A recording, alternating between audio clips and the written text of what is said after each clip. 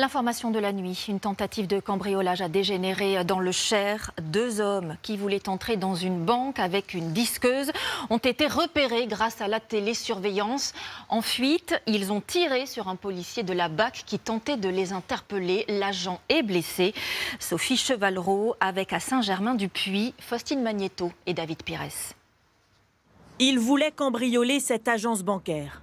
La nuit dernière, vers 2h30, 2 personnes tentent de s'introduire à l'aide d'une disqueuse dans cette banque, dans une petite zone commerciale de Saint-Germain-du-Puy.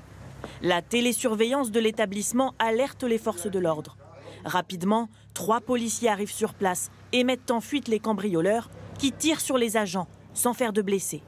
Mais les choses s'aggravent à l'arrivée de 2 autres policiers. Dans une zone pavillonnaire juste derrière, les agents tombent sur l'un des suspects, caché dans un jardin, qui leur tire dessus.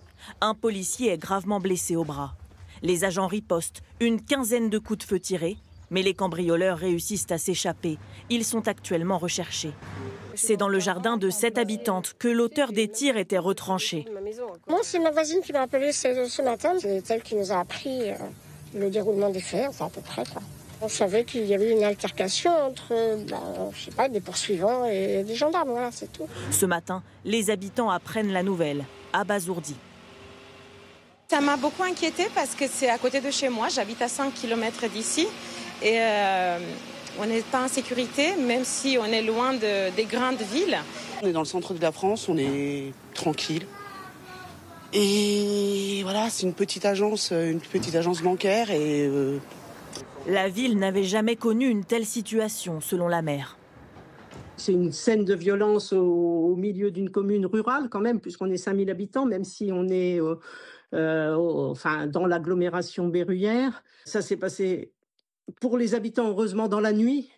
Les policiers locaux déplorent un manque de moyens humains pour faire face à une criminalité, selon eux, toujours plus importante. Je ne dis pas qu'on aurait été plus... Ça aurait empêché la blessure du collègue, mais ça aurait peut-être changé le rapport de force. L'agent blessé est un policier de la BAC.